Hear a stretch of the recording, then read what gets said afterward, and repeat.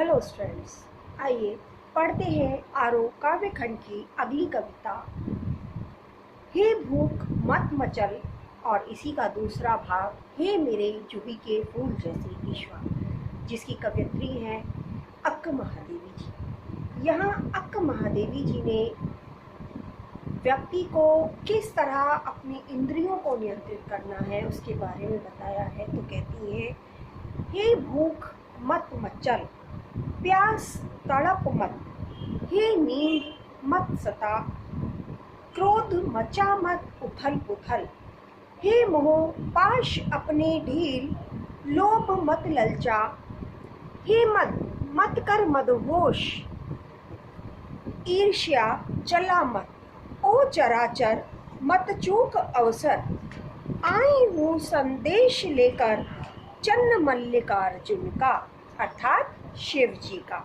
यह जो कवयित्री है हमारी, वो बता रही है कि मनुष्य के अंदर कौन कौन सी ऐसी आदतें या ऐसे इंद्रियां होती हैं जो मनुष्य को अपने वश में करने का प्रयास करती हैं, और मनुष्य उन सब से किस तरह बच सकता है, किस तरह उन्हें अपने नियंत्रण में रख सकता है, यह हमें बताना है।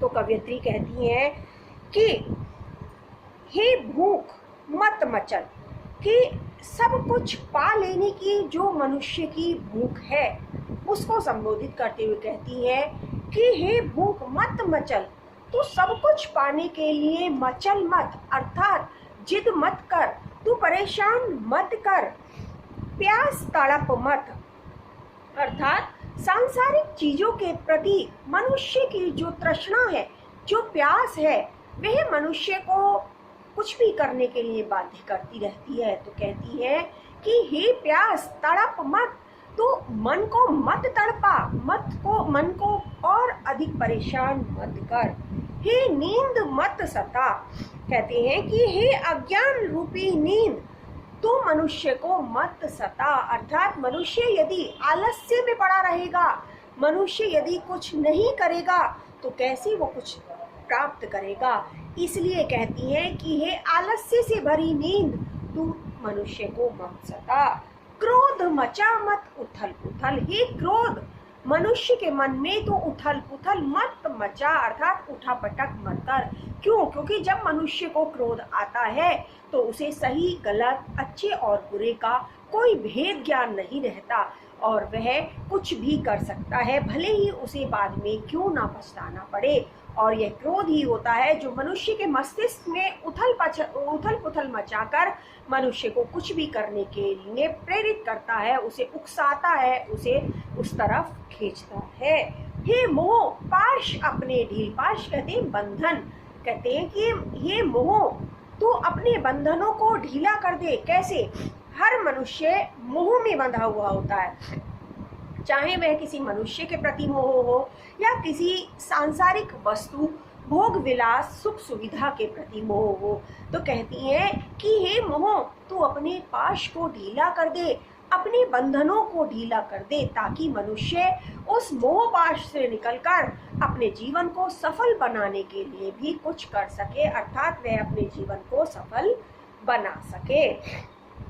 हे मद मत कर मदहोश, हे मद, हे अभिमान, तू मदहोश मत कर, अर्थात नशे में मत डाल व्यक्ति को। क्यों? क्योंकि व्यक्ति को जब बहुत कुछ प्राप्त हो जाता है तो उसे अभिमान हो जाता है, मद हो जाता है, वह अभिमानी होकर मदहोश हो जाता है, किसी अन्य को कोई कुछ भी नहीं समझता। तो कहती है कि हे मद, तू मनुष्य को मदहोश मत कर कि वह यह भी भूल जाए कि उसे करना क्या है, या सही क्या है और गलत क्या है।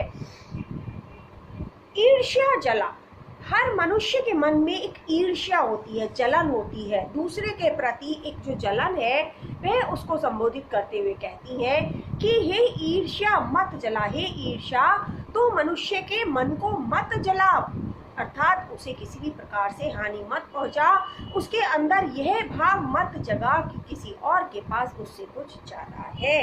ओ चराचर मत चूक अवसर में आई हूँ संदेश लेकर चन्न मल्लिकार्जुन का।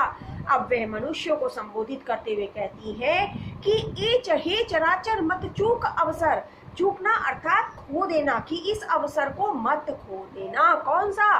कि मैं ये तुम्हारे सबके लिए जो शिव जी की पूजा का, आराधना का जो संदेश लेकर आई हूँ, इस संदेश को अपनाने का या उसको जीवन में उतारने का जो ये निर्णय है, इसको मत छोड़ देना। अर्थात ये मनुष्यों, मैं तुम्हारे लिए एक अच्छा अवसर लेकर आई हूँ कि तुम शिव की भक्ति में लीन हो जाओ। इस अवसर को अपने हाथ से मत जाने दो और अपने अंदर बसी हुई सांसारिक चीज़ों के प्रति जो भूख है, जो सांसारिक तृष्णा की प्यास है, जो आलस्य की नींद है और जो क्रोध है, ईर्ष्या है, सब चीज़ों के और दूसरे मनुष्यों के प्रति जो मोह है, जो लोभ है, उन सारी चीज़ों को तुम छोड़ दे और ईश्वर भक्ति में लीन हो जा। यही तेरे जीवन को सार्थक बनाएगा। और इसको हे मनुष्यों, तुम्हें इस राह पर ले जाने के लिए ही मैं शिव जी की आराधना का यह संदेश लेकर आई हूँ। इसी कविता का दूसरा भाग आता है।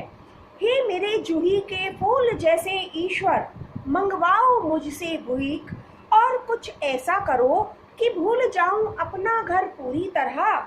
झोली फैलाऊं और ना मिले भीख, कोई हाथ बढ़ाए कुछ देने को तो वे गिर जाए नीचे, और यदि मैं झुकूं उसे उठाने तो कोई कुत्ता आ जाए और उसे झपट कर छीन ले मुझसे।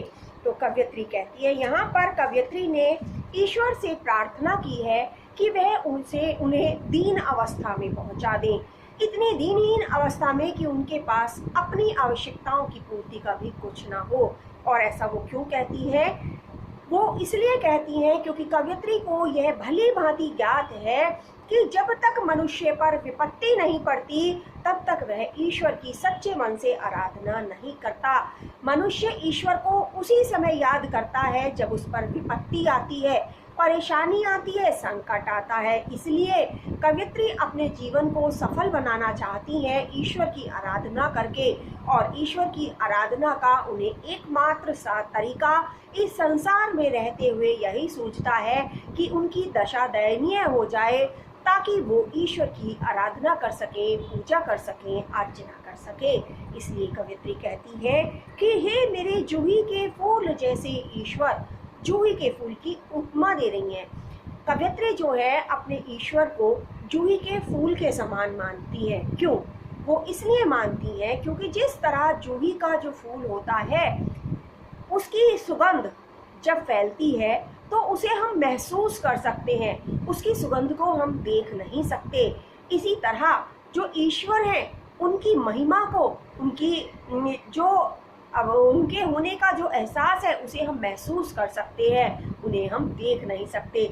इसलिए कवयित्री अपने ईश्वर को जूही के फूल की उपमा देते हुए कहती है कि हे मेरे जूही के फूल जैसे ईश्वर, मंगवाओ मुझसे भी कि आप मेरी दशा को इतना अधिक दयनीय कर दो कि मुझे भीख मांगने की नौबत आ जाए, या ये कहिए कि आप मुझसे भीख मंगवाओ। और क्यों मंगवाओ? और साथ ही साथ वे यह भी प्रार्थना करती हैं, और कुछ ऐसा करो कि भूल जाऊं मैं अपना घर पूरी तरह, कि जो मेरा संसार में रहते हुए जो सांसारिक घर है उसे मैं पूरी तरह भूल जाऊं। अर्थात मैं अपने अस्तित्व को भूल जाऊं कि मैं कौन हूं, मेरा घर क्या है। और हे भगवान, तुम मुझसे भीख मंगवाओ, मेरी दशा ऐसी कर दो कि मैं अपने अस्तित्व को भूलकर भीख मांगने की स्थिति में आ जाऊं। झोली फैलाऊं और ना मिले भीख। अब जब मैं बिल्कुल भिखारियों जैसी हालत में आ जाऊंगी तो मुझे जब भूख लगेगी तो मैं अपनी झोली फैलाऊंगी इस संसार के लोगों के सामने कि वो भीख में कुछ डाल दे मेरी झोली में। तो जब मैं झोली फैलाऊं तो मुझे ना मिले भीख, मुझे कोई भीख देने वाला भी ना मिले, अर्थात मेरी झोली में कोई भीख न डाले। मैं इतनी बुरी स्थिति में आ जाऊं कि अपना सब कुछ तो भूल ही जाऊं, साथ ही जब मैं भीख मांगूं तो कोई भीख भी मुझे न दे, कोई हाथ बढ़ाए कुछ देने को। इतने पर भी यदि किसी वजह से या किसी कारणवश कोई मुझे कुछ देने के लिए अपना हाथ मेरी झोली की तरफ बढ़ा भी दे कि वह मुझे कुछ देना चाहता है, तो वह गिर जाए नीचे, वह नीचे गिर जाए, जो भी वह देना चाहता है वह नीचे गिर जाए और मेरे हाथ में या मेरी झोली में नहीं आ पाए, ऐसी स्थिति मेरी कर दो।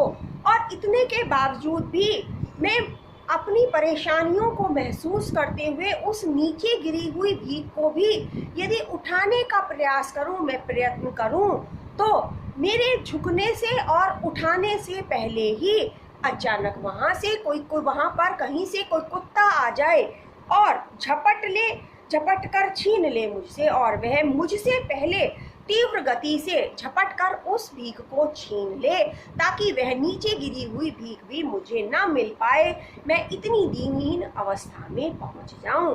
कारण सिर्फ इतना है कि कवियत्री चाहती है कि वो ईश्वर की आराधना में लीन हो जाए और अब ईश्वर के वास्तविक स्वरूप को पहचान कर इस संसार में मनुष्य रूप में अपने आने के इस उद्देश्य को सार्थक कर सके, अपने जीवन को सफल बना सके।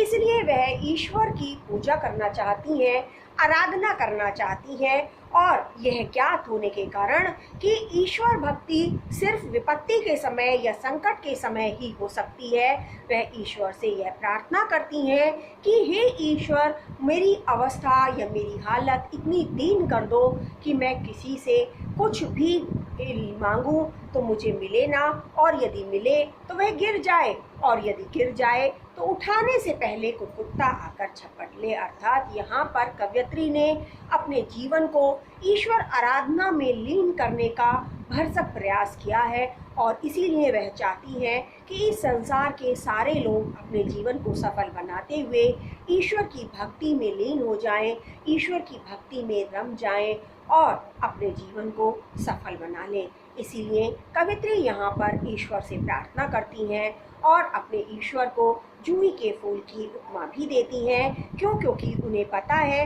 कि ईश्वर के अस्तित्व को देखा नहीं जा सकता, सिर्फ और सिर्फ महसूस किया जा सकता है। तो यहीं पर हमारी कविता हे भूख मत मचल और मेरे जूही के फूल जैसे ईश्वर समाप्त होती है। धन्यवाद।